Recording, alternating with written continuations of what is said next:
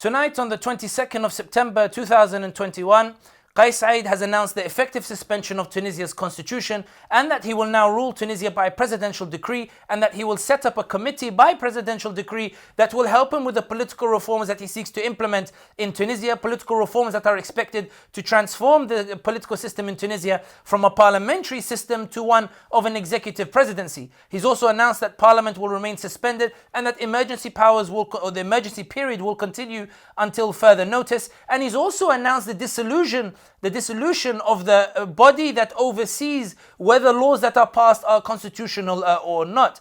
Saied is also reportedly going to offer a concession to the international community that has been adamant about the formation of a government. Saied is expected to form a government, but one whose powers are not defined by the constitution, which makes them the prime executive body, but rather whose powers are defined by Said's emergency powers. Saied will define the powers of this government in a manner that ensures that he retains all executive, legislative and judicial powers.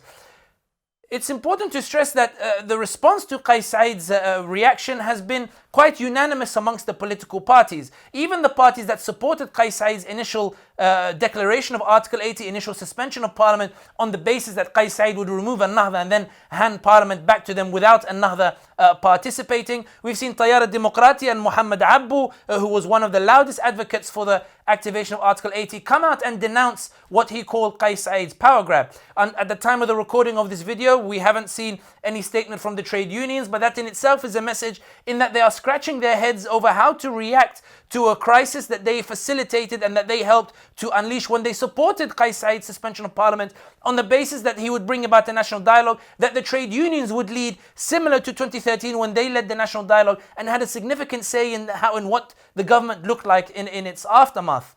All eyes now are on protests that are planned for Saturday by activists who were on the front line in 2011 against the Ben Ali regime. These activists who took to the streets in the beginning of the Arab Spring that eventually led, of course, to the downfall of Ben Ali. These protests are planned for Sfax and Tunis. All eyes are also on the trade unions in terms of how they react. They're a very formidable body in Tunisian society. And all eyes will also be on the army, which supported Said initially on the basis that they believed that the popular sentiment was against parliament, that there was huge popular discontent towards the democratic institutions, and therefore they went along with Said on the basis that that was what the people wanted and that is the route towards stability. But the army now will be monitoring what happens on Saturday. If Tunisians take to the streets en masse, bigger than the protest that we saw last week on Saturday, it is plausible that the army will turn around to Said and say, stop, that's enough, let's go back to the democratic transition. In other words, everybody's now in a wait and see process to see what the reaction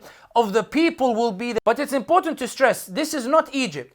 In Egypt, the counter to Sisi's coup was overwhelmingly from Ikhwan, overwhelmingly from the Muslim Brotherhood. But in Tunisia, it's important to stress that today, contrary to perhaps in the beginning when on 25th of July, when Said made his announcement, today, across the political spectrum, there is opposition to Said's coup. There is this realization that Said is going to seize the state for himself and that everybody is set to lose. And this is why the protest that will take place on Saturday will not be one of An-Nahda trying to assert itself, but one of a unified political spectrum against Said's coup. But whether it succeeds or not is a different story.